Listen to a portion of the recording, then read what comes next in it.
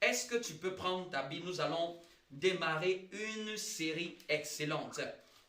Une série excellente que le Seigneur a mis dans mon cœur. En réalité, même, c'est même pas la série que je devais traiter ce dimanche. C'est à 4 heures, ça a changé. Quelqu'un me comprend? À 4 heures, 4-5 heures. Pendant que j'étais en prière, Dieu me dit, l'autre, tu vas faire ça plus tard. Ben, parle de ça. Parle de ça. Parle de ça. Et ça va nous faire du bien. Ça va être même en même temps dans la saison dans laquelle on est. On va prendre Jean. Jean, chapitre 16. À la grâce de Dieu, je veux mettre des points et après on va prier parce que je sens de te bénir ce matin. Et on va bénir le mois de juin qui se lève. On va le bénir. Donc, ne pense pas que tu es connecté juste par hasard. Mais c'est important les dimanches, c'est important de recevoir la bénédiction. C'est ça notre force, c'est ce qui nous permet d'aller de l'avant. Magnifique, magnifique. Est-ce que quelqu'un me suit? Jean chapitre 16. Jean chapitre 16. Oh, mais je suis dans la joie. Je ne sais pour quelqu'un, mais moi je suis dans la joie. Et toi? Amen. Cette joie ne dépend pas d'une bonne nouvelle. Cette joie dépend de la présence de Dieu. Et c'est ça la meilleure des joies. Quelqu'un me comprend? Amen. La joie qui ne dépend pas de l'extérieur. Tu dois regarder l'extérieur. Ah, j'ai été abattu. Oui, l'extérieur, tout c'est des vents contraires.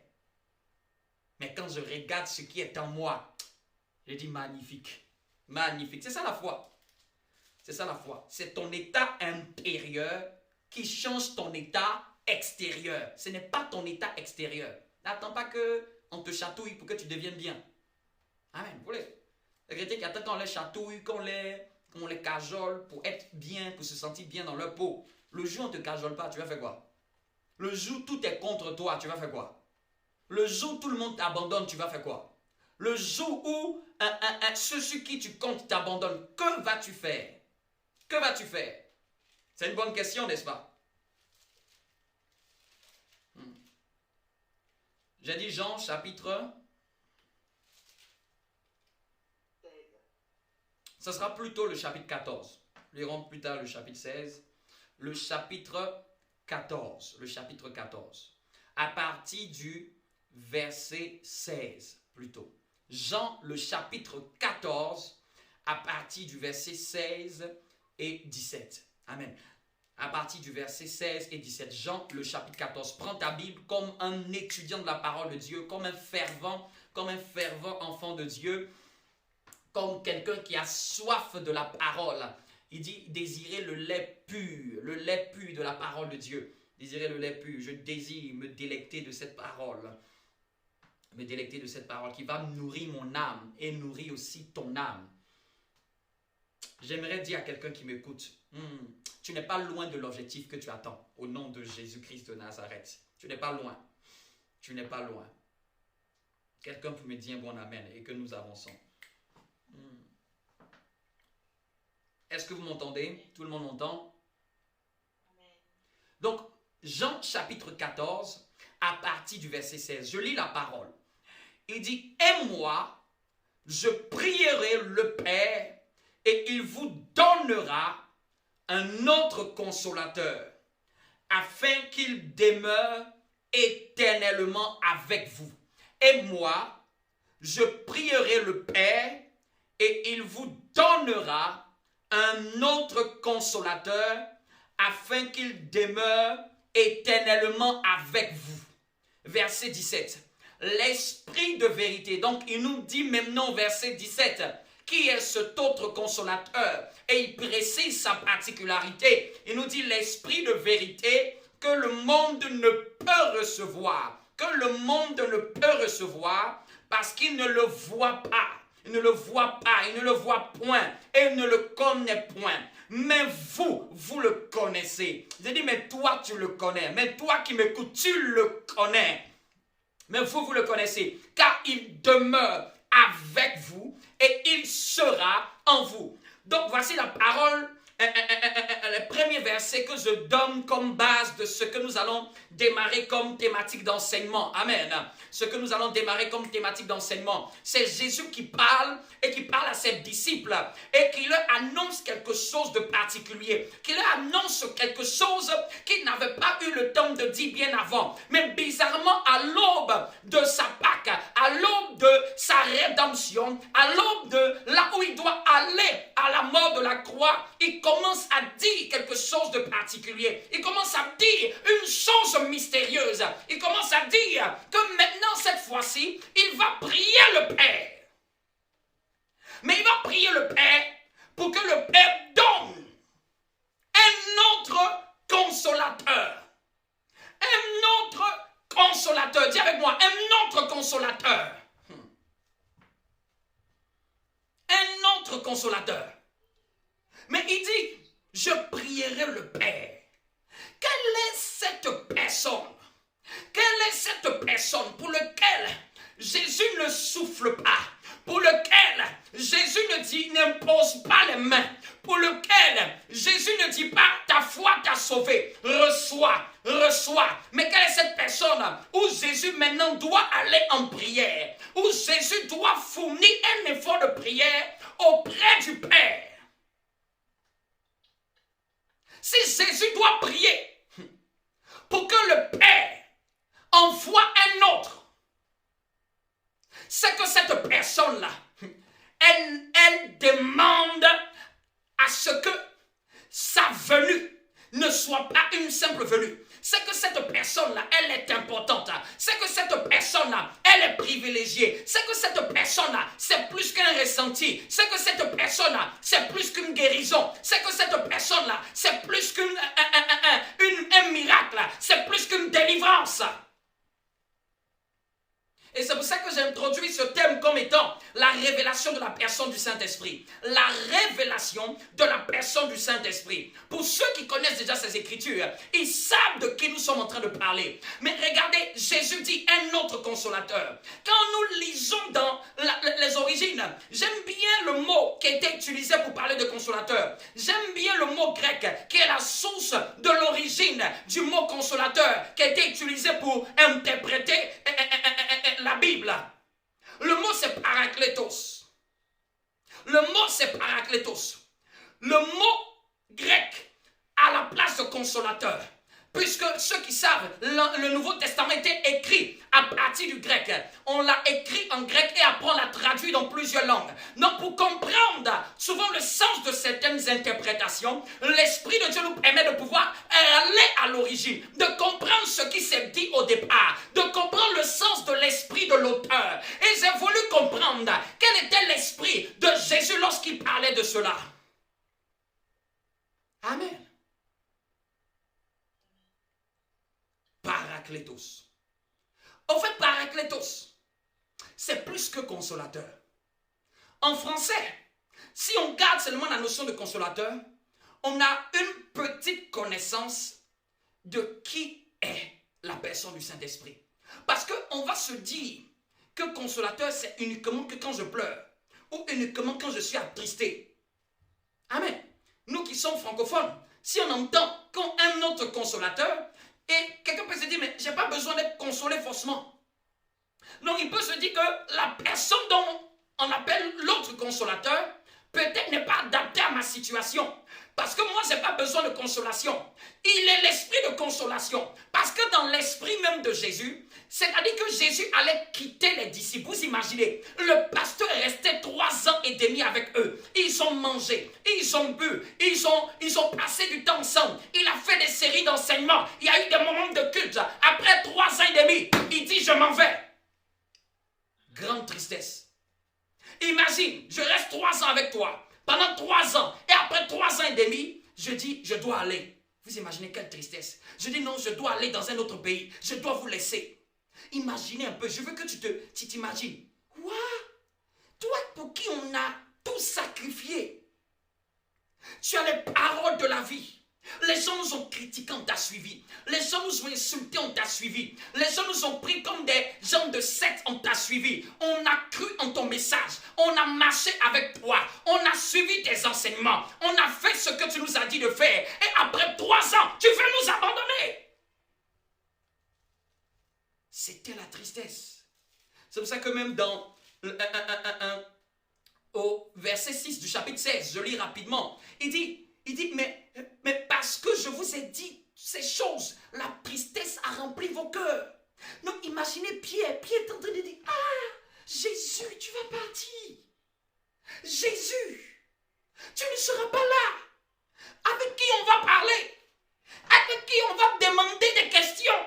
On te voyait, on croyait en ta puissance. Vous imaginez, quand vous avez quelqu'un qui est votre leader, en qui vous croyez, en qui vous savez qu'il est capable de faire beaucoup de choses. Jésus a emmené les malades, il guérissait les malades. Même quand les disciples n'ont pas pu libérer la personne qui était lunatique, l'enfant de cet homme qui était lunatique, les disciples n'ont pas pu. Jésus a intervenu. Et Jésus dit, s'en va. Grande tristesse.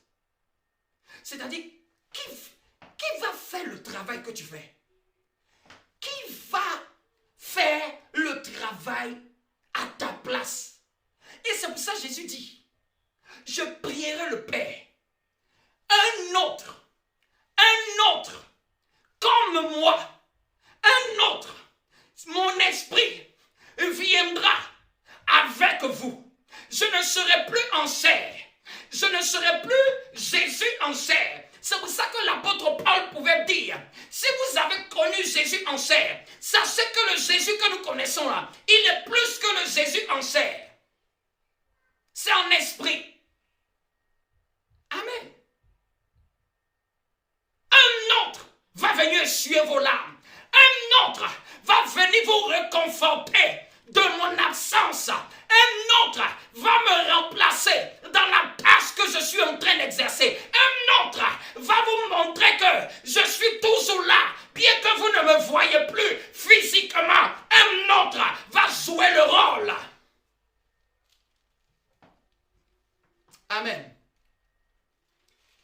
J'aimerais dire à quelqu'un, toi qui avais pensé que les gens t'avaient abandonné, toi qui avais pensé que tu es peut-être seul, toi qui avais pensé, non, j'ai pas beaucoup d'amis, j'ai pas beaucoup de connaissances, toi qui avais peut-être pensé que les gens ne viennent pas trop vers moi, je n'ai pas beaucoup de camaraderie, c'est comme si je suis le vilain petit canard. Dans ma famille, on aime plus ces personnes-là que moi. Moi, c'est comme si il y a les gens du dédain pour moi. Moi, c'est comme si les gens m'aiment, mais superficiellement. J'aimerais dire à quelqu'un, Jésus a dit, il sera avec vous éternellement. Ce n'est pas une question d'une année, ce n'est pas une question de 2 années, mais il dit éternellement. J'aimerais t'annoncer quelque chose ce matin. J'aimerais te dire quelque chose ce matin. L'Esprit de Dieu est la personne qui peut rester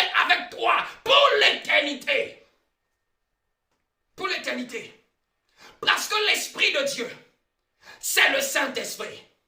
L'Esprit de Dieu, ce que nous appelons Esprit de Dieu, c'est lui le Saint-Esprit. C'est lui l'Esprit qui opérait en Jésus. C'est lui l'Esprit que Jésus dit, il va rester avec vous éternellement. Et il me dit de te dire, pourquoi il te dit qu'il va rester avec toi éternellement? Et tu es attristé qu'il n'y a pas beaucoup de gens qui t'aiment. Il est la personne qui a dit, il va rester avec nous pour l'éternité. Le meilleur ami, le meilleur confident. Quand quelqu'un a la révélation de ce premier point, a la révélation de ce premier rôle du Saint-Esprit, il peut dire non, même s'il n'y a personne là où je suis, même s'il n'y a personne dans ma chambre, même s'il n'y a personne dans ma maison, oh, j'ai un autre consolateur, j'ai quelqu'un avec moi. Il n'est pas là physiquement, mais il est là en esprit. Et l'esprit est plus éternel que la chair. C'est juste que tu n'es pas spirituel. Vous qui avez le Saint-Esprit et qui sentez beaucoup plus le manque de la présence des gens dans votre vie, c'est parce qu'il vous manque la révélation spirituelle. Il vous manque d'entrer dans la dimension de l'esprit. Les gens qui font du Saint-Esprit leur ami, je vous dis, c'est eux-mêmes qui fuient la compagnie des êtres humains. C'est eux-mêmes, ils veulent tellement passer du temps avec Dieu. C'est-à-dire que même c'est les gens qui demandent, mais on ne te voit pas. Amen. Parce qu'ils sont entrés dans la relation en esprit. Amen.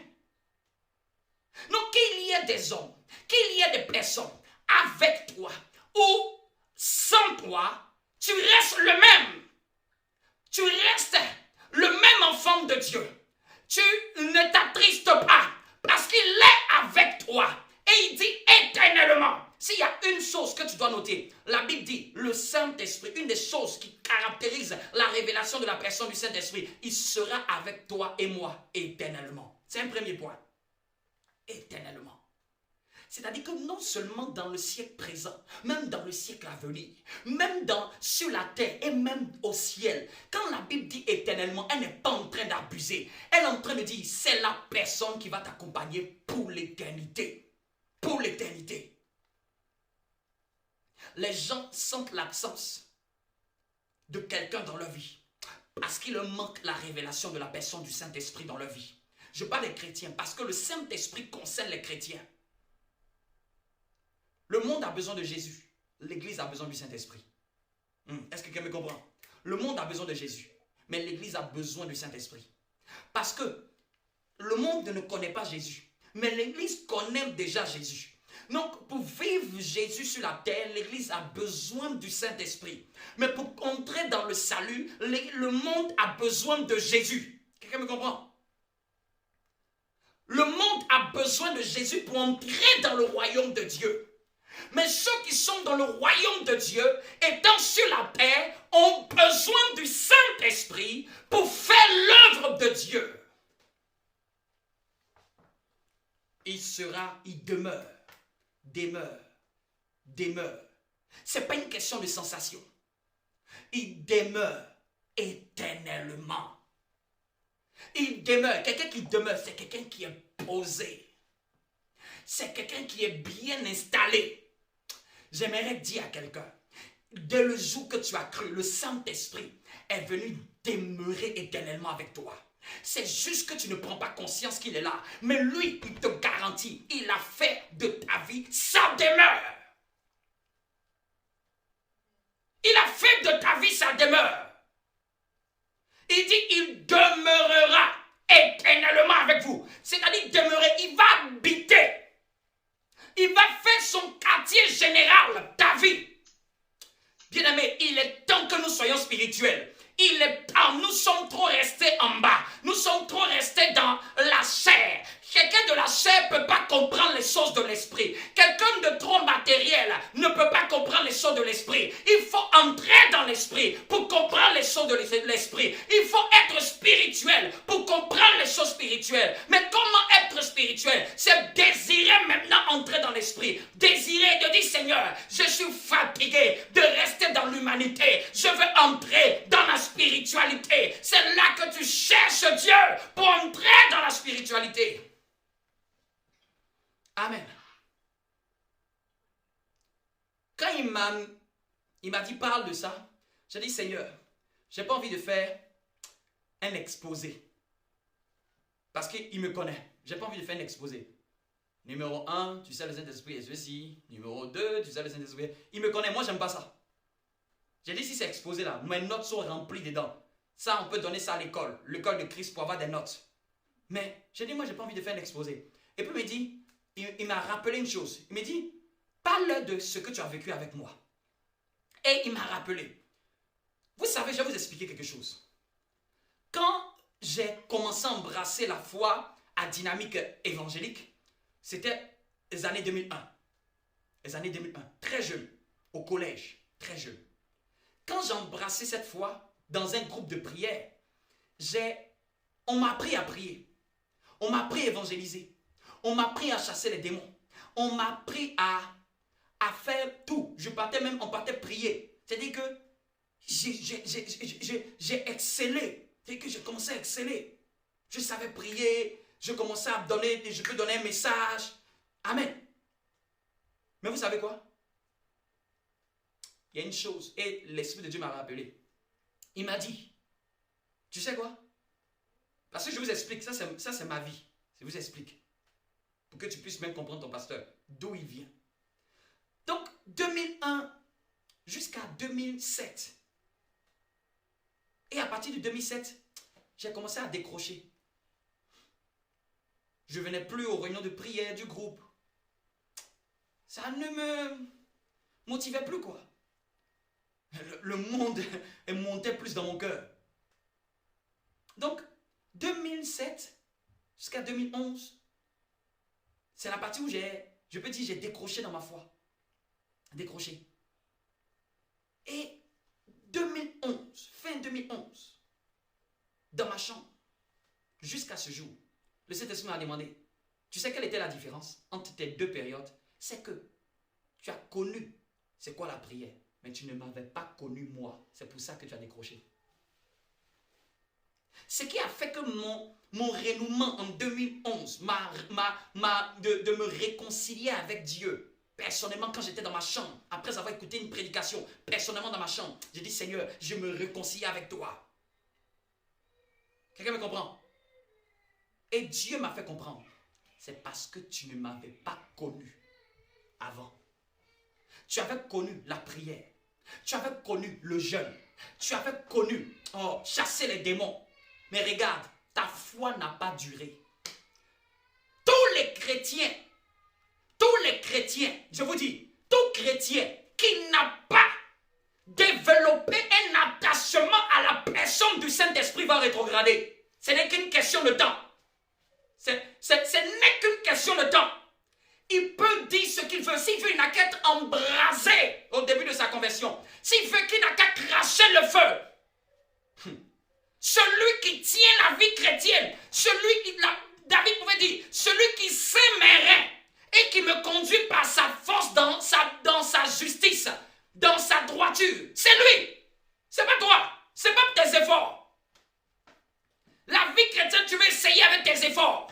La vie chrétienne, tu veux essayer avec ton intellect. La vie chrétienne, tu veux essayer avec ta propre puissance, avec ta propre force de persuasion. Je sais, elle va cracher parce qu'elle n'est pas basée sur la communion avec le Saint-Esprit. Elle n'est pas basée. Dieu peut t'utiliser sans te connaître. Dieu peut t'utiliser sans te connaître. Parce que la Bible dit, ils sont venus vers lui. N'avons-nous pas prophétisé? N'avons-nous pas chassé les démons en ton nom? Et écoutez bien, c'est au nom de Jésus qu'ils ont chassé. Tu peux avoir fait la prière du salut. Tu peux être baptisé, c'est bien. Mais qui va te permettre de demeurer éternellement dans la foi? C'est le Saint-Esprit. J'aimerais dire à quelqu'un, si tu pensais vivre la vie chrétienne, sans lui, c'est un échec. Sans lui, c'est un échec. Qui va soutenir ton bras au moment de la tribulation? Qui va soutenir ta droite? Qui va te conseiller? Qui va te conseiller où personne ne sera là? Quand il fera tard dans la nuit, quand il n'y aura pas de pasteur, quand il n'y aura pas de frères et sœurs, quand il n'y aura personne, qui sera ton conseiller? Qui sera ton conseiller si ce n'est le Saint-Esprit? Quand il faudra prendre une décision importante, rattachée à ta vie, qui pourra te donner le meilleur des conseils? Les hommes pourront te dire tout ce qu'ils veulent, mais qui pourra t'aider à faire les bons choix de ta vie si ce n'est le Saint-Esprit? J'aimerais dire à quelqu'un, si tu pensais vivre la vie chrétienne sans lui, oublie. C'est une utopie. C'est une utopie. J'ai vécu une partie de ma vie chrétienne. Et quand je pensais que seulement quand on adorait, c'était pour que les gens tombent. Quand on faisait seulement Seigneur, je t'adore, c'était la partie où on doit prier pour que les gens tombent. C'est que tellement j'étais très loin des choses de Dieu, tellement je croyais que c'était simplement faire l'œuvre de Dieu. C'était simplement faire l'œuvre de Dieu. Pour moi, quand la chante-moi un chant que j'aime. Elle chante un chant que j'aime. Elle chante Jéhovah, tu es élevé. Oh, et puis, Donc, la seule chose dans ma tête, c'est que je ne sais même pas que je dois adorer le Saint-Esprit. Moi, la seule chose, c'est que utilise-moi et que tout le monde est à terre. Tout le monde. Et puis quand tout le monde est à terre, on dit, oh, serviteur Vivien, oh, tu as le feu. Oh, tu as le feu, c'est une blague. Tu peux faire ça sans connaître le Saint-Esprit. Amen. J'étais mineur, que quand j'ai commencé à prier la première fois, mineur, dans un programme, tu vois, ça tombe à gauche, ça tombe à droite. J'ai dit, mais qu'est-ce qui se passe? Mais je ne connaissais pas le Saint-Esprit. Ça, c'était l'œuvre du Saint-Esprit, mais ce n'était pas la personne. Ne confondons pas l'œuvre du Saint-Esprit pour aider les croyants et la personne avec laquelle nous devons développer une communion. L'apôtre Paul a dit une chose. Il a dit une chose.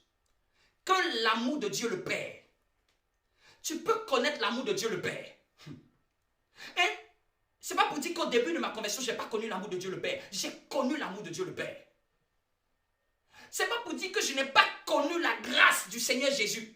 Puisque je lisais la Bible. Puisque je parlais en langue. Non, j'avais reçu la grâce du Seigneur Jésus. Mais ce que je n'avais pas travaillé, c'est la troisième chose que l'apôtre Paul a dit. C'est la troisième chose.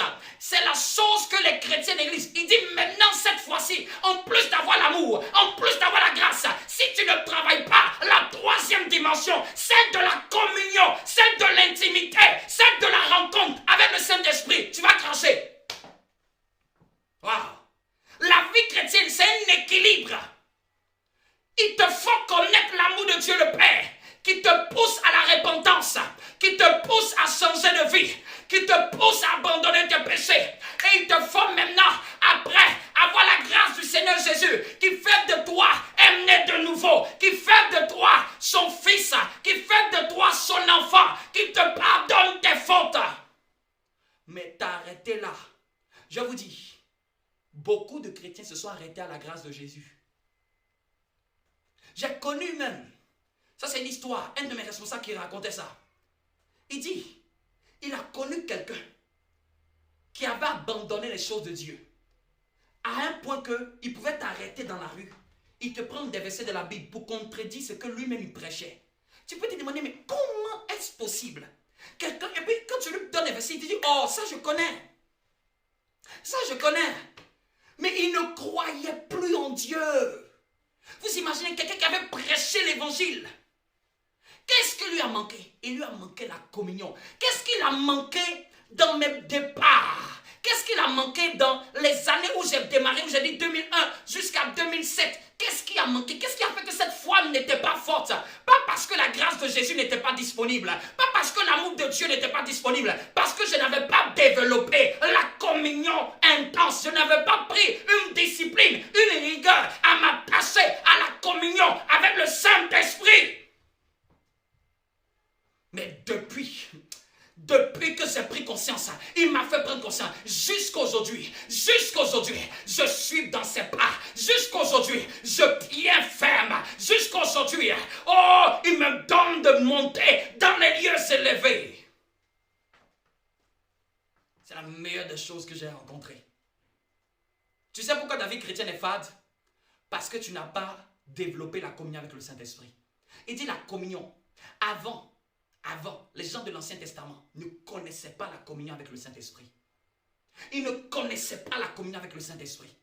Ils avaient Dieu qui passait par les prophètes.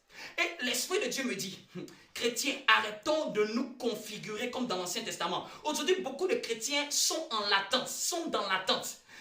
Comme l'Ancien Testament. Dans l'Ancien Testament, le peuple ne connaissait pas Dieu. Dieu se révélait par les prophètes. Et il utilisait des sacrificateurs pour faire le service dans sa maison. Une tribu bien définie. Donc il y avait une tribu, les Lévites, bien définie. Et il y avait quelques prophètes que Dieu utilisait. Quand Dieu voulait annoncer une parole, il fallait que maintenant un prophète arrive. Il arrive comme maintenant un dimanche. Il dit, ainsi par l'Éternel, voici ce que le Saint-Esprit va faire. Bam, bam, bam, bam. Au revoir. quelqu'un voulait connaître la pensée de Dieu, il se levait et il allait chez un prophète. Prophète, quelle est la pensée de Dieu? Parce que Dieu ne se révélait pas à son peuple. Dieu se révélait aux prophètes. C'est selon ce qu'il est écrit dans Hébreu. Entre-temps, Dieu a parlé par les prophètes. Mais maintenant, Dieu parle par son Fils.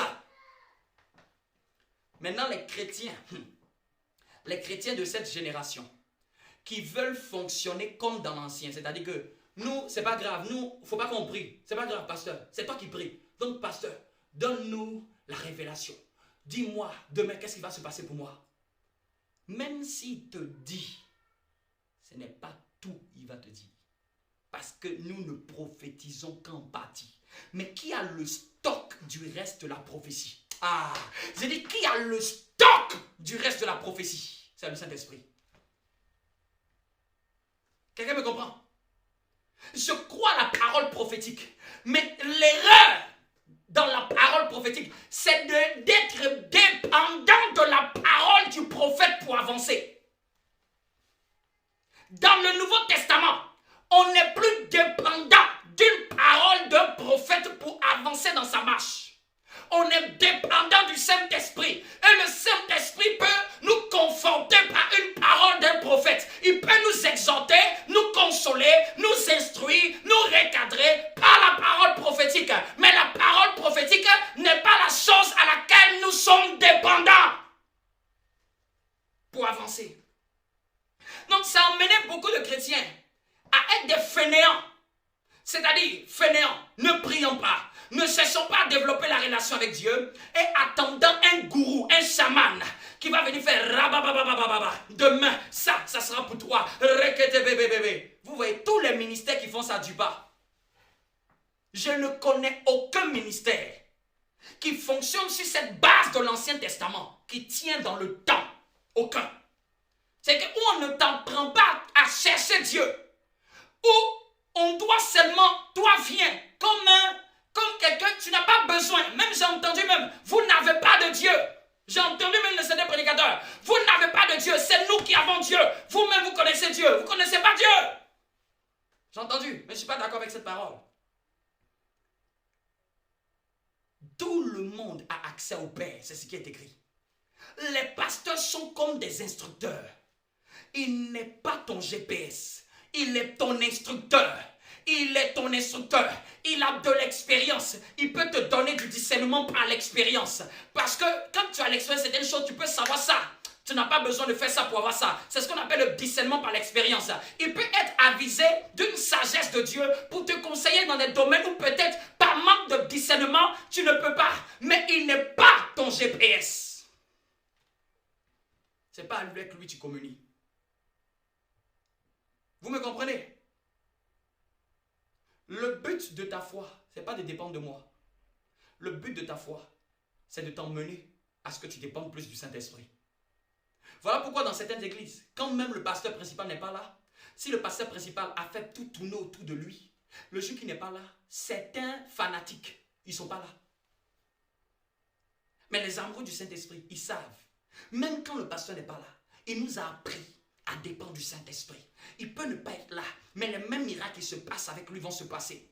Quelqu'un me comprend? Est-ce que quelqu'un me comprend ce matin? Un homme de Dieu rendait le témoignage. Un grand homme de Dieu qui a un impact phénoménal sur la terre. Il dit quelqu'un qui travaille avec lui dans son staff depuis plus de 16 ans. Il se voit et la personne dit pasteur. La personne n'a jamais approché le pasteur pour lui dire, pasteur, il faut que tu pries pour moi, pasteur, il faut que tu fasses ceci, pasteur, il faut que tu fasses ça, pasteur, mon Dieu. La personne est dans son staff. Quand il rencontre la personne, il dit, pasteur, tes enseignements, oh, je vis des miracles. Le pasteur dit, what? Il dit, tout ce que tu enseignes là, ça me suffit. Tout ce que tu enseignes là, c'est ça que je vis. Je pratique et je vis. Et je vis ce que toi-même aussi tu enseignes. Je vis les miracles. Mais vous allez voir qu'il y a des gens qui étaient dans sa même église, dans la même église. Et c'est comme s'ils n'avaient jamais eu ce pasteur. Vous imaginez, la même église. Quelqu'un est dans le stade du pasteur. Il a rarement pris un rendez-vous. Rarement. mais il est béni à l'extrême parce qu'il met en pratique ce qui est enseigné. Mais la même église, tu vas voir des gens qui sont dedans depuis des années. Pasteur, ils sont à côté même de la voiture. Il faut que tu donnes la main. Parce que c'est que tu peux faire ça une fois, 2 fois, 3 fois. Mais quand ça devient redondant, c'est qu'il y a un problème dans ta foi. Vous me comprenez? Vous me comprenez? Je crois à l'impactation. Je crois à l'imposition des mains. Mais ce que je ne crois pas à la fainéantise de penser que je vais rester, je ne vais rien faire et c'est les take it seulement. Take it. Donne, donne, donne. C'est une utopie, je vous le dis. Il y a des gens qui sont prêts quand ils disent reçois, ça les emmène à un autre niveau. Mais il y a des gens, tu dis reçois. Et que même les anges même disent, tu es sûr que ça là il va recevoir. Sa foi même ne reçoit pas.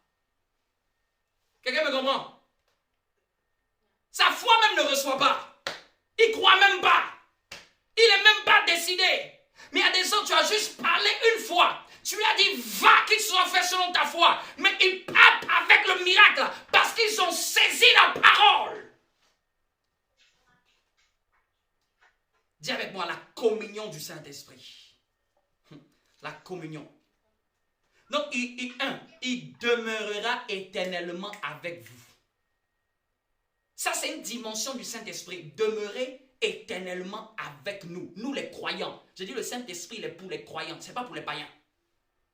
On prêche le Saint-Esprit aux croyants. C'est les croyants qui ont besoin d'apprendre sur le Saint-Esprit. Parce que nous sommes déjà dans la chose. C'est une dimension, demeurer éternellement. Et il me ramène, il me dit, où avez-vous pris cette histoire qu'il est la 3e personne? Je ne connais aucun verset où on dit ça. Je ne sais pas où on a pris ça. Il m'a dit dans mon esprit, où avez-vous pris ça? C'est-à-dire, qui a dit que Jean c'est comme un relégué à un 3e niveau? Jean, il y a quelqu'un qui doit venir avant lui, un 2e après lui, et puis lui, c'est le dernier. Vous savez pourquoi le diable a détruit la révélation du Saint-Esprit? Pour nous faire penser que c'est la 3e petite personne qui vient. Et il m'a dit, je ne suis jamais la 3e personne. Ça n'existe pas dans le royaume. Il m'a rappelé ce verset. Même pendant que j'étais sur ma couche, il m'a rappelé ce verset. N'ai-je pas dit, je suis le même? Yeah, je suis le même. Aujourd'hui, je suis le même. Éternellement, je suis le même. Il me dit, n'ai-je pas dit, je suis l'alpha et l'oméga? Comment on peut me distinguer à un 3e niveau? Il dit, regarde dans la Genèse. L'Esprit de Dieu se mouvait. Comment pouvons-nous dire, il est la 3e personne? Où avons-nous pris, dans quel texte biblique avons-nous pris ça? Donnez-moi ce verset, je vais jeter ma Bible. Si vous me donnez un verset où il est écrit, il est la 3e personne de la Trinité. On a pris d'une doctrine. Toute doctrine n'est pas forcément la vérité. Hein? On a grandi avec cette doctrine. C'est la 3e personne de la Trinité. La Trinité n'a pas de rang. Il n'y a pas de rang. Il n'y a pas de comptage dans la Trinité. La Trinité est un et indivisible. L'Esprit du Père, c'est le Saint-Esprit. L'Esprit qui est opéré dans le Fils, c'est le Saint-Esprit. L'Esprit qui est en toi, c'est le Saint-Esprit. Genèse. Il dit, Genèse, clair. Quelqu'un qui est en 3e ne peut pas être au début. Il dit, verset 2, Genèse 1, verset 2. La terre était informée vide. Il y avait des ténèbres à la surface de l'abîme. L'Esprit de Dieu. Comment tu peux dire? Comment pouvons-nous croire? Vous savez, quand une vérité n'est pas claire, elle va trahir les personnes qui la croient et qui veulent marcher avec elle. Ça fait que dans notre subconscient, nous tous, on relègue le Saint-Esprit, Jean, à une dernière chose.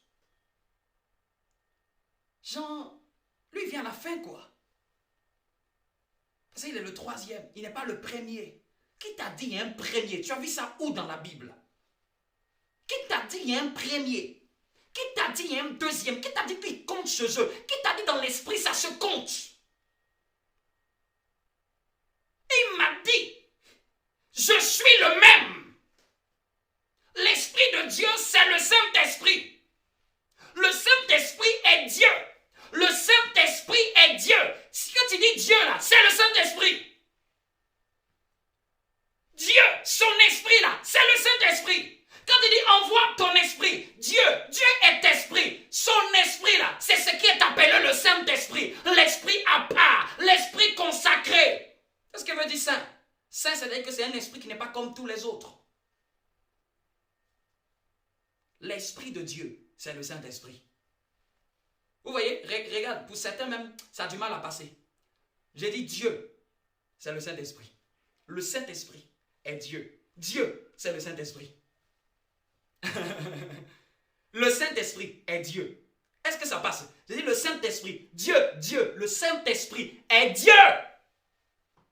Ce n'est pas une chose. Ce n'est pas une sensation. Il n'est pas une sensation. Il n'est pas une impression. Il est Dieu. Authentique. Son esprit est l'esprit de Dieu. Jésus, cet homme qui a opéré sur la terre, la Bible dit que l'Esprit de Dieu est venu sur lui. Il fut rempli de l'Esprit Saint. Il fut conduit par l'Esprit dans le désert. L'Esprit de Jésus, c'est le Saint-Esprit. L'Esprit qui a opéré en Jésus. C'est pour ça qu'on dit, quand on dit l'Esprit de Jésus, là, c'est l'Esprit Saint qui opérait dans le corps appelé Jésus. L'Esprit de Jésus, c'est le Saint-Esprit. C'est le même esprit. Il n'y a pas trois esprits. C'est le même esprit. L'Esprit du Père, l'Esprit du Fils, l'Esprit Saint, c'est le même esprit. Amen. C'est juste que ils ont trois phases, trois facettes. C'est une même personne avec trois manifestations différentes, avec trois manières de faire. C'est une même personne. C'est comme ceux qui ont fait l'école. Tu es une même personne avec un esprit, avec une âme et avec un corps. Tu n'es pas trois. Tu n'es pas trois. Tu es un. Mais en un, il y en a trois dimensions de toi. Le même Dieu avec trois dimensions de sa facette. Le même Dieu, quand tu dis Dieu là, c'est un seul esprit. Ce n'est pas trois esprits. C'est un seul esprit avec trois dimensions de sa nature. Et un jour, j'ai dit, mais comment on peut encore expliquer? Il m'a dit, regarde l'eau. L'eau, tu peux la voir en vapeur. Ça reste toujours de l'eau. L'eau, tu peux la voir en glaçon. Est-ce que c'est de l'eau? Oui, même les glaçons sont de l'eau. C'est la même eau, c'est juste qu'elle a changé de phase. L'eau en liquide reste de l'eau. Donc l'eau en gaz est toujours de l'eau. L'eau en glaçon est toujours de l'eau. L'eau en liquide est toujours de l'eau. C'est toujours le même esprit. C'est juste qu'il change d'état en fonction des dispensations. C'est juste qu'il change de visage. C'est juste qu'il a trois manières de se révéler. Il a trois profondeurs. Il est en trois dimensions. Il est phasé en trois.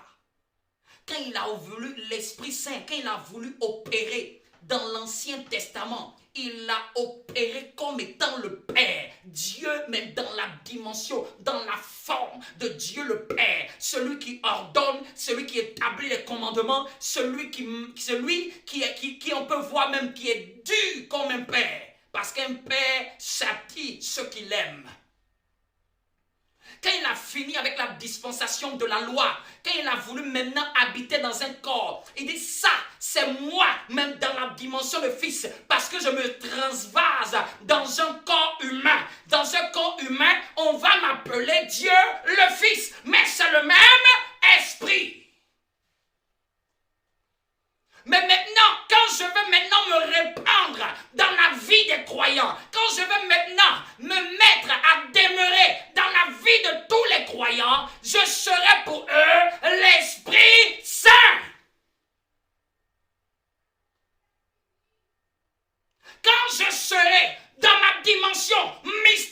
mystérieuse, invisible, cachée, que personne ne peut voir, que personne ne peut sonder. Là, on m'appelle le Père. Le Père est la dimension invisible de Dieu, la dimension mystérieuse de Dieu, la dimension du Dieu qu'on ne peut voir, la dimension du Dieu qui ordonne.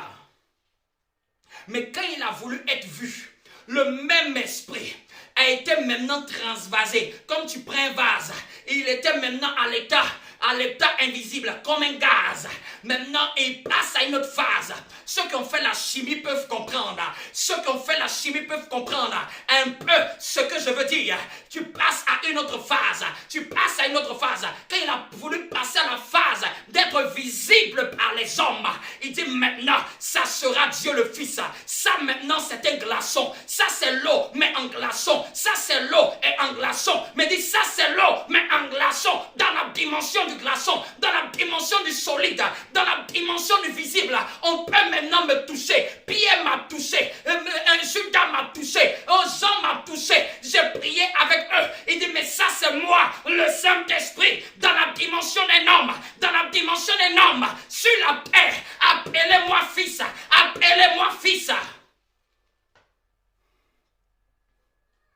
Mais maintenant, quand le Fils va retourner, c'est pour ça que, regardez ce qu'il me dit. Le Fils ne pouvait pas être sur la terre et en même temps l'Esprit. C'est pour ça qu'il fallait que Jésus s'en aille. Jésus s'en aille. La phase du Fils là s'en aille. Parce qu'il ne peut pas avoir deux phases en même temps. Parce que c'est un seul esprit. Il ne peut pas revêtir deux phases en même temps sur la terre. Il est déjà dans la phase du Fils. S'il doit maintenant passer dans la phase où il doit entrer dans chaque croyant, il faut que la phase du Fils termine.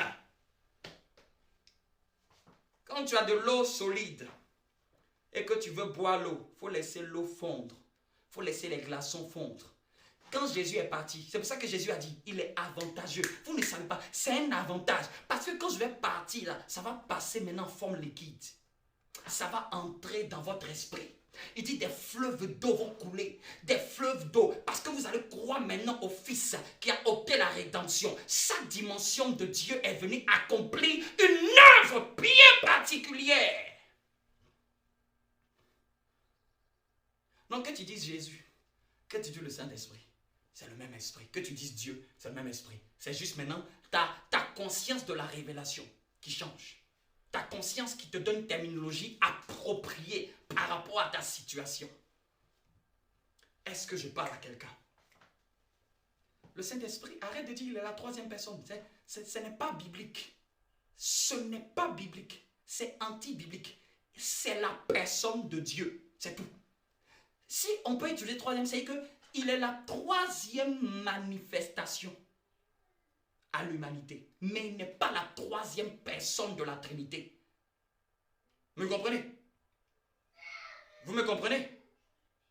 Quelqu'un me dit un bon amen. Quelqu'un me dit un bon amen. Amen. Amen. Il était au commencement. Quand il dit je suis le même hier, c'est-à-dire que le même esprit qui a opéré, qui était au-dessus des eaux, c'est le même esprit qui a opéré avec Jésus. Quand il dit hier, je vous ai déjà dit, quand il dit il est le même esprit hier, c'est-à-dire que celui qui a opéré dans l'Ancien Testament. Quand il dit il est le même esprit aujourd'hui, c'est celui qui a opéré entre l'Ancien et le Nouveau, par le Fils. Mais quand il dit il est l'esprit qui nous donne, qui sera éternellement, c'est celui avec lequel nous avons reçu, avec lequel nous allons entrer dans l'éternité. Il est le même hier. Regardez, il dit, j'avais pas compris ça. Il dit, il est le commencement et la fin. C'est-à-dire que ce que vous avez vu au commencement, c'est le même que vous voyez à la fin. Ce que vous avez vu au commencement, ce que vous avez vu au début, c'est le même. Il n'y a pas de changement, il n'y a pas de variation. Et la Bible dit même que celui, il n'y a ni changement, ni onde de variation. Il n'y a pas de changement. Le même, il est l'alpha. Quand il dit l'alpha et l'oméga, là, maintenant tu peux comprendre. C'est-à-dire que le même esprit qui a opéré au commencement, c'est le même esprit qui opère avec nous aujourd'hui et éternellement. C'est le même esprit qui est à la fin. Ce n'est pas deux esprits. Ce n'est pas deux esprits. L'esprit du Père qui a opéré au travers du Père. L'esprit qui a opéré au travers de Jésus. L'Esprit Saint, c'est le même esprit. Il n'y a pas trois esprits. Quelqu'un me comprend? Si je viens devant toi, il me donne cette image. Il dit, si je viens devant toi, je porte un masque de Père Noël, je viens devant les enfants. Les enfants ont dit, voici le Père Noël. Si je change, je prends le visage de Blanche-Neige. Les enfants ont dit, voici Blanche-Neige, c'est la même personne, c'est le visage qui change en fonction de ce qu'il veut révéler. Quelqu'un me comprend? Si je prends donc, le même, mais regardez, c'est la casquette. La casquette. Dis avec moi la casquette. La casquette. C'est la dimension. Regarde, tu es la même personne. Mais toi, étant la même personne, tu aimes ceci, tu aimes cela, tu as telle chose, tu as telle compétence. Ça ne fait pas de toi une diverse personne. C'est la même personne, mais qui peut être aujourd'hui. Aujourd'hui, par exemple, tu es à la fois chrétienne, tu es à la fois en même temps dans le domaine professionnel. Dans le domaine professionnel, tu as un poste. Tu peux occuper même souvent, tu peux prendre plusieurs casquettes. Mais ça fait pas de toi trois personnes. Quelqu'un me comprend? Quelqu'un me comprend? Quand tu es au travail, tu parles le langage professionnel. Quand tu es à l'église, tu parles le langage spirituel. Quand tu es avec tes amis, tu parles le langage amical, familial. Ça ne fait pas trois personnes. C'est la même personne, mais en fonction de l'atmosphère, de l'environnement, elle revêt une casquette différente. Quand tu es au travail, tu vous vois, tu as une manière d'écrire les mails, tu as une manière d'écrire. Et on ne parle pas au travail comme on parle dans sa bouche. Il y a une manière. Donc, ce n'est pas parce que le Saint-Esprit a porté la casquette du Père que tu vas dire que non, ce n'est pas la même chose. Ce n'est pas lui. Ce n'est pas lui qui est venu dans le Fils, c'est le même. C'est le même. C'est tellement le même que Jésus ne pouvait pas être là et le Saint-Esprit allait venir en même temps. Parce que c'est le même. Dites-moi, pourquoi dit-il qu'il est avantageux que je m'en aille? Il doit aller. Amen. Reçois ça. Reçois la dimension avec le Saint-Esprit. Reçois la communion avec le Saint-Esprit. Je dis, reçois cette communion avec le Saint-Esprit. Je suis en train de terminer mon message. Hey, ce n'est qu'une introduction. Le Saint-Esprit, c'est la personne qui peut nous éclairer. Une vie sans lui, c'est une vie morte. Une vie chrétienne sans lui. Regarde, s'il y a de la froideur dans ta vie spirituelle, c'est qu'il y a une dimension avec le Saint-Esprit qui n'est pas révélée. Il y a une communion avec le Saint-Esprit qui manque. Je prends un autre verset. L'Esprit de vérité. L'Esprit de vérité. Pardon. Il dit un autre consolateur. Je pourrais, toujours le verset 16. Et moi je prie, le Père, il vous donnera un autre consolateur. Dans la définition de consolateur, j'ai dit c'est parakletos. Parakletos, dans d'autres définitions, veut dire un aide.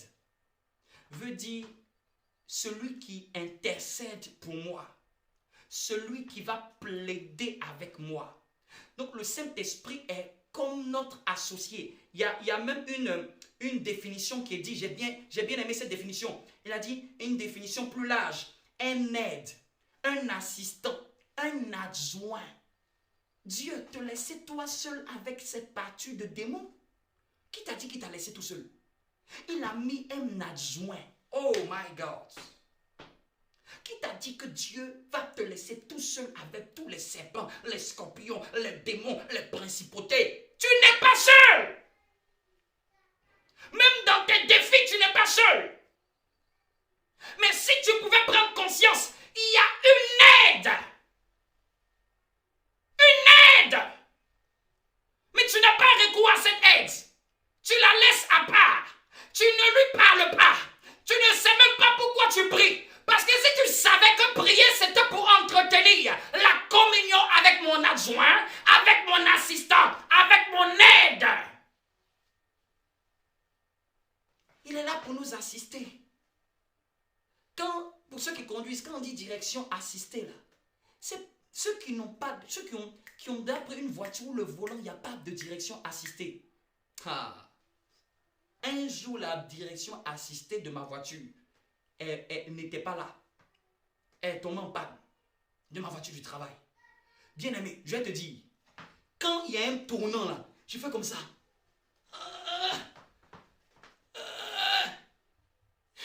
C'est dès que j'ai commencé à avoir des muscles.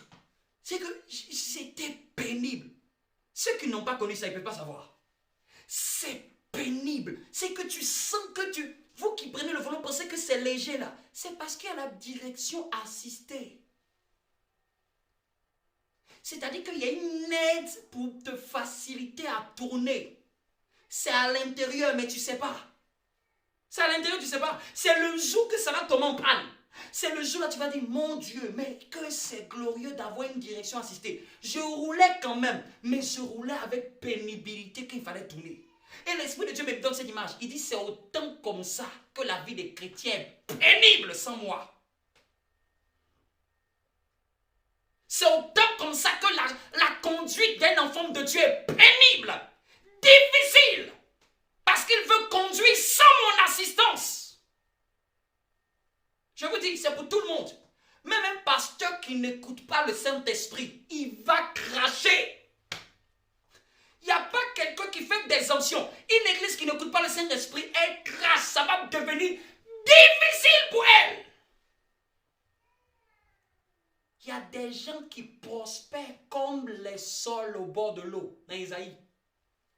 C'est-à-dire que, vous voyez, les sols, quand ils sont remplis dans l'eau, il y a des gens, tellement ils sont assistés par le Saint-Esprit, tellement ils ont recours à l'assistance du Saint-Esprit, ils prospèrent comme un arbre planté près d'un courant d'eau et qui porte son fruit en sa saison.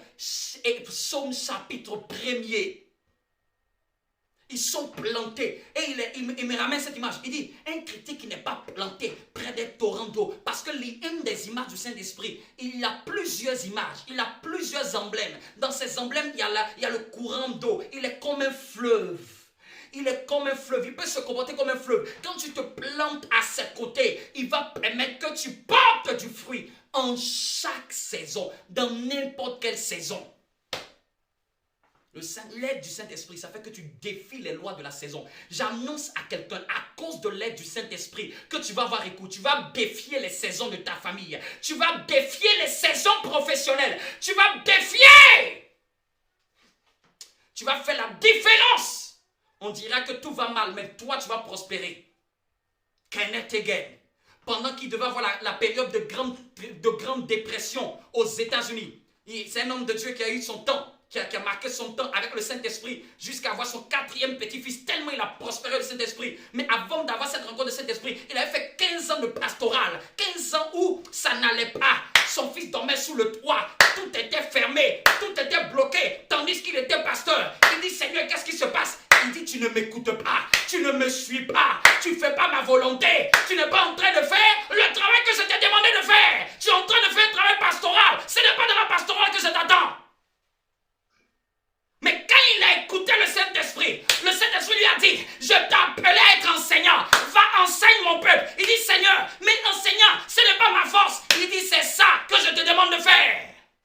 Quand il a commencé à faire mercredi à enseigner, il a prospéré comme jamais sur la planète.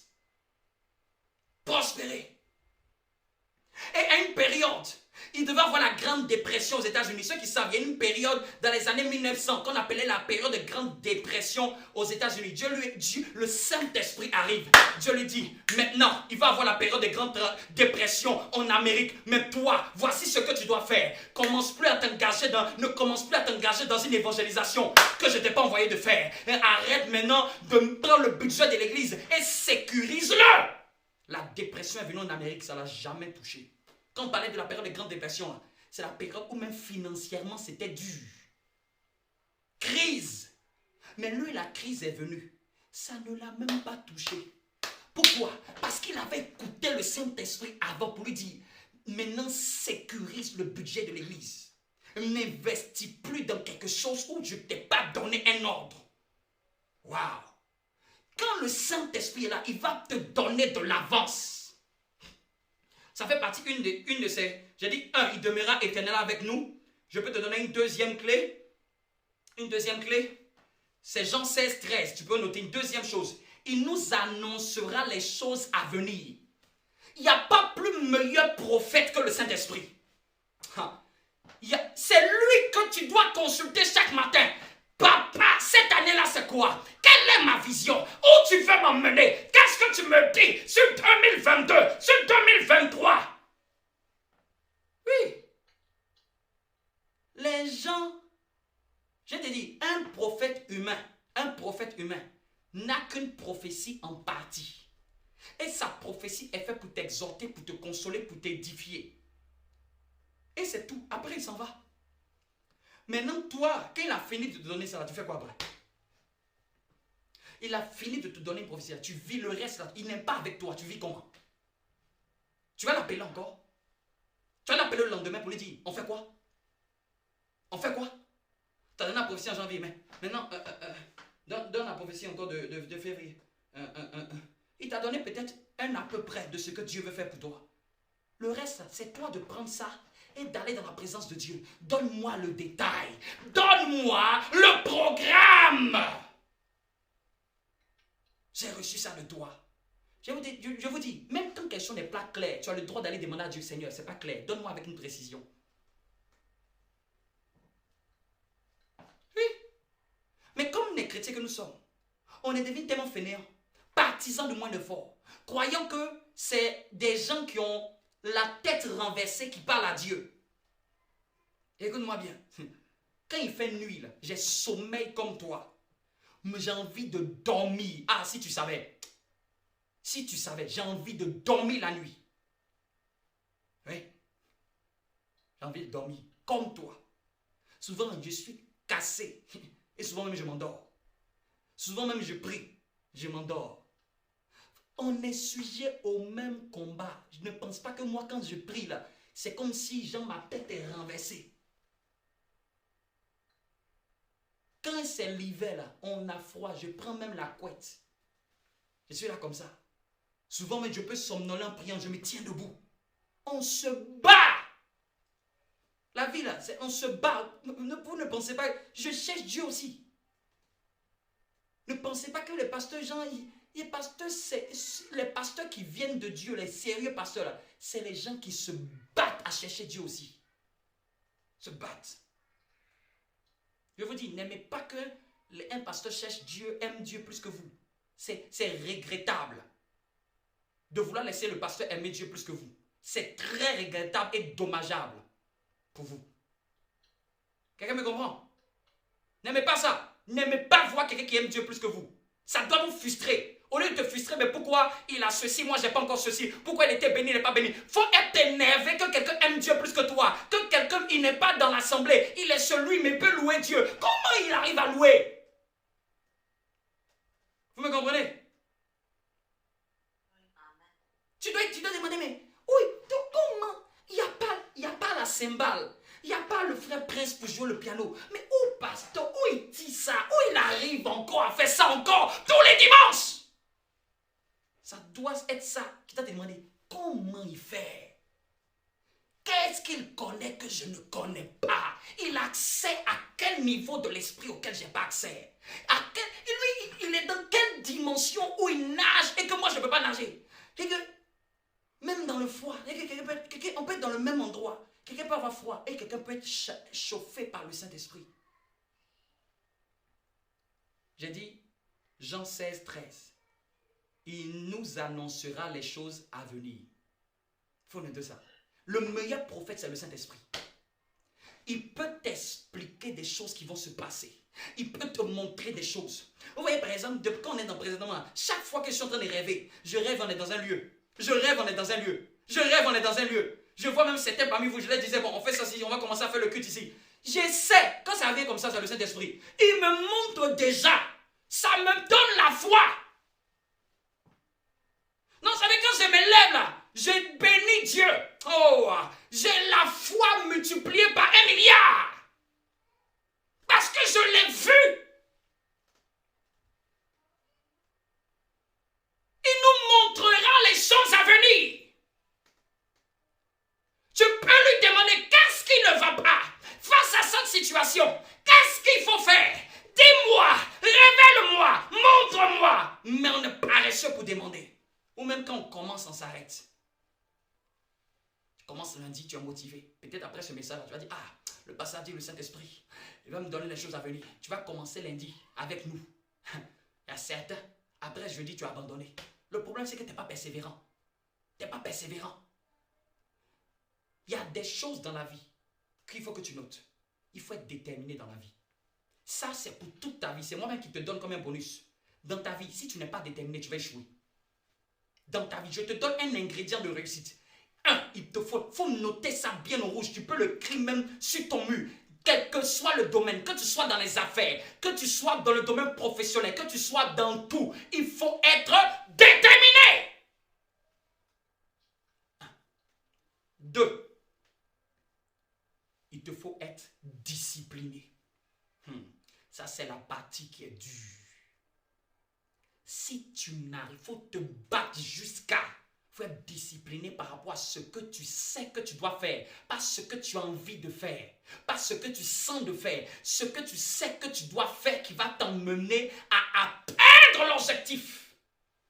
Tu sais que tu dois étudier, étudie. Tu sais que tu dois réviser, révise. Tu sais que tu dois prier, prie. Tu sais que tu dois jeûner, jeûne. Tu sais que tu dois lire la Bible, lis. Tu sais que tu dois aller à l'église, va à l'église. Tu sais que tu dois servir, sers. Tu sais que tu dois bâtir cette œuvre. Bâtir cette œuvre. Tu sais que tu dois monter cette affaire. Mets-toi, assieds-toi pour monter cette affaire. Ça prendra le temps que ça t'apprend.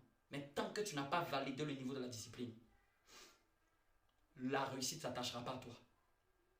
Quelqu'un a dit, la réussite, ça s'attire, ça ne se poursuit pas. Prends-moi n'importe quel domaine. Tu veux même bâtir un foyer heureux. J'entendais un pasteur, il disait, Dieu lui a dit, tu vas te marier. Tu vas te marier. Il dit, moi, je ne m'engage pas dans quelque chose que je ne connais pas. Il a lu 8 livres chrétiens sur le mariage. Il n'y a que les chrétiens insensés qui croient qu'ils peuvent maintenir quelque chose sans connaissance. 8 livres. Et après, il a cherché encore Dieu dans la parole. Cette histoire de mariage-là, moi, je dois connaître avant de faire. Il faut que tu me parles. C'est quoi? Comment on fait pour tenir un mariage? Donc, quand tu es déterminé quelque chose là, tu te donnes la discipline aussi. Ça prendra le temps que ça doit prendre. Les anglophones appellent ça, c'est l'autodiscipline. 3e. Je te donne la 3e ou tu es fatigué? Si tu es fatigué, je m'arrête là. Oui. Tu es fatigué ou je m'arrête là? J'entends pas? Bien sûr, on sera dimanche prochain. Je vais te donner le reste. Ou une autre fois. Je donne la 3e ou tu es fatigué? Je donne la 3e ou tu es fatigué? J'ai dit, je donne la 3e ou tu es fatigué? Donnez la 3e. Vous demandez quelque chose que vous ne pouvez pas supporter. 3e. Il faut noter en rouge. J'ai dit, il faut noter en rouge. 3e rouge. Le sacrifice. Jésus était déterminé pour son œuvre. Il disait à chaque fois, détruisez ce temple, vous le rebâtirez en 3 jours. Il disait encore, il faut que je fasse l'œuvre de mon Père. Ça, c'était la discipline. Il dit, ma nourriture, c'est de faire l'œuvre de mon Père. Quand les disciples sont venus avec la nourriture, ils ont dit, maître, voici la nourriture. Il dit, oh, moi, ma nourriture, c'est de manger la nourriture, de faire l'œuvre de mon Père. Il dit, il faut qu'on fasse le travail de Dieu pendant qu'il fait jour. C'était la discipline.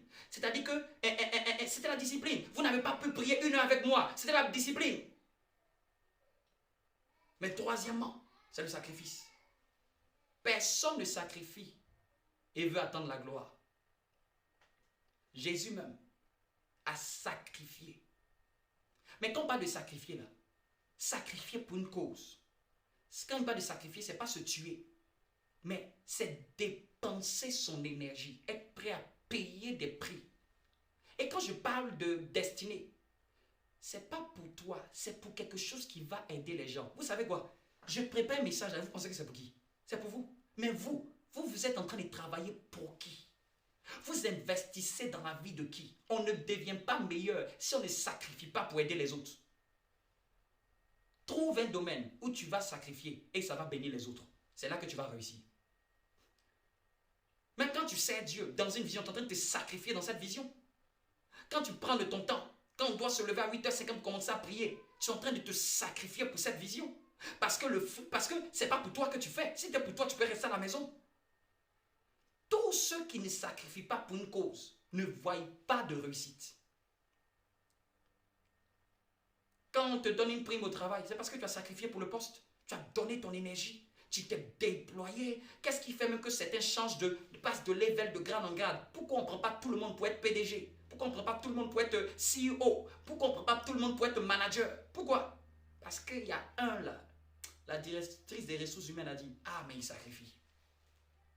Il se donne. On sent qu'il donne. Il donne de son. Il aide l'entreprise à aller de l'avant. Il aide les collaborateurs à aller de l'avant. Il aide le projet à aller de l'avant. Il est un exemple de sacrifice. Amen. C'est les trois. Souvent, on n'a pas besoin de beaucoup. C'est les trois là. Qu'à chaque fois que je me dis, déterminé, discipliné, sacrifice. Les trois là peuvent t'aider. Dans tout, même tes études, même ton travail. Dans tout. Donc le Saint-Esprit, il est le meilleur prophète. Quand on dit demeure avec nous, c'est la dimension de l'apôtre. L'apôtre bâtit. Il est l'envoyé, envoyé du Père. Mais quand il prend maintenant la casquette du prophète, il nous annonce les choses à venir. Je m'arrête là pour ce dimanche. Je vous donne déjà ces 2 points sur le Saint-Esprit. Il demeure, il y en a plusieurs qu'on va voir. Il y en a plusieurs. Il demeure éternellement avec nous, Jean 14, 16. Et il nous annoncera les choses à venir. Jean 16, 13. Jean 16, 13. Je peux vous donner un conseil. Tu peux lire cette semaine Jean, le chapitre 14, le chapitre 15, le chapitre 16. Tu peux lire ça plusieurs fois. Tu vas apprendre beaucoup de choses sur le Saint-Esprit.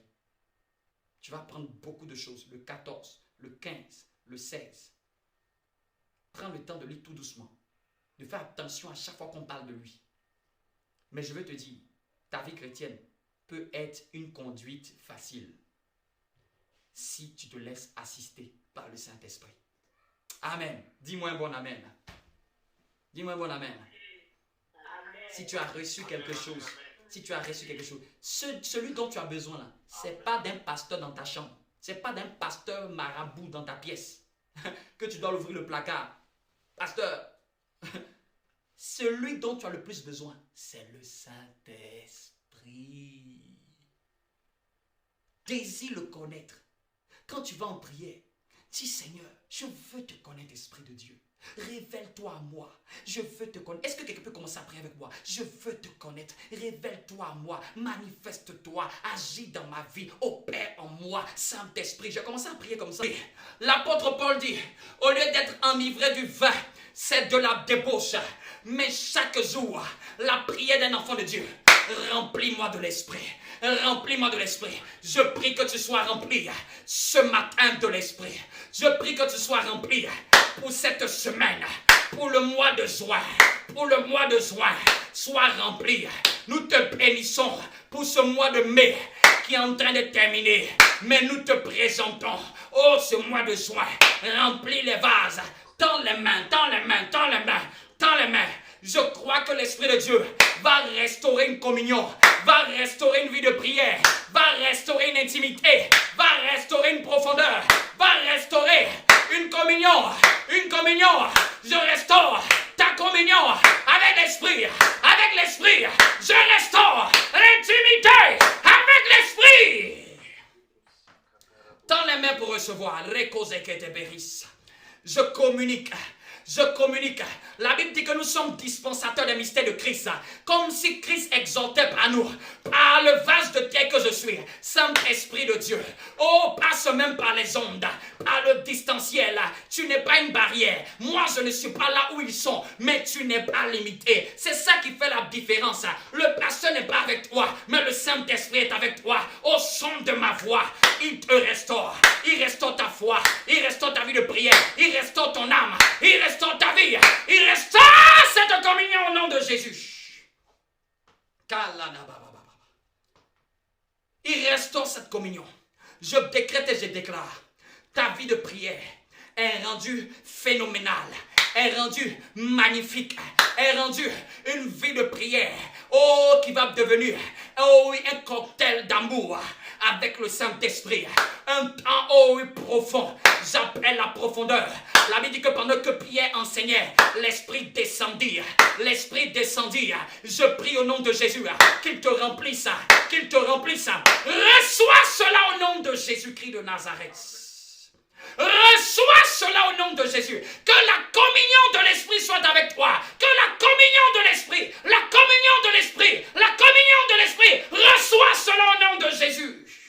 Demande l'assistance du Saint-Esprit, demande l'intercession du Saint-Esprit, demande l'aide du Saint-Esprit, demande le conseil du Saint-Esprit, demande, oh oui, la direction du Saint-Esprit, demande dans la présence de Dieu, s'attend à lui dans la présence, chantant et louant Dieu, s'attendant à lui, même si ça prend des minutes, tu t'attends à lui, jusqu'à une visitation, jusqu'à une visitation, jusqu'à une visitation, reçois cela au nom de Jésus.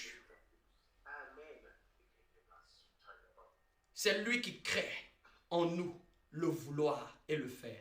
Le vouloir même, c'est lui qui le crée. Le faire, c'est lui qui le crée. Quand Dieu te donne une vision, il te donne la force. Il te donne une direction, il te donne la force. La force, c'est ton partage. Ta vie de prière est restaurée. Ta communion est restaurée. Je dis, quel que soit ce qui te troublait, je l'écarte loin de toi au nom de Jésus. Quel que soit ce qui pouvait te troubler, j'appelle la paix dans cette situation. Je déclare et je le prophétise par le Saint-Esprit. J'appelle la paix dans cette situation. J'appelle la paix, j'appelle la paix, j'appelle la paix, j'appelle la paix dans cette situation au nom de Jésus. J'appelle la paix. J'appelle la confiance. Dieu me dit de dire à quelqu'un, aie confiance plus au Saint-Esprit qu'à un homme. Fais plus confiance au Saint-Esprit. Tu n'es pas loin de ce qu'il veut pour toi. Il te dit juste fais confiance. Fais confiance. Fais confiance. Il a dit aux Israélites, les Égyptiens que vous voyez, vous ne les verrez plus. Je veux dire à quelqu'un de manière prophétique, les Égyptiens que tu vois, tu ne les verras plus au nom de Jésus. Il y avait la famine. Il a dit le lendemain, vous aurez à manger jusqu'à satiété. Quelqu'un qui ne croyait pas au Saint-Esprit a dit, même s'il y a des fenêtres dans le ciel, cela ne se passera pas. J'aimerais dire à quelqu'un, Dieu va faire quelque chose qui va te surprendre au nom de Jésus-Christ de Nazareth.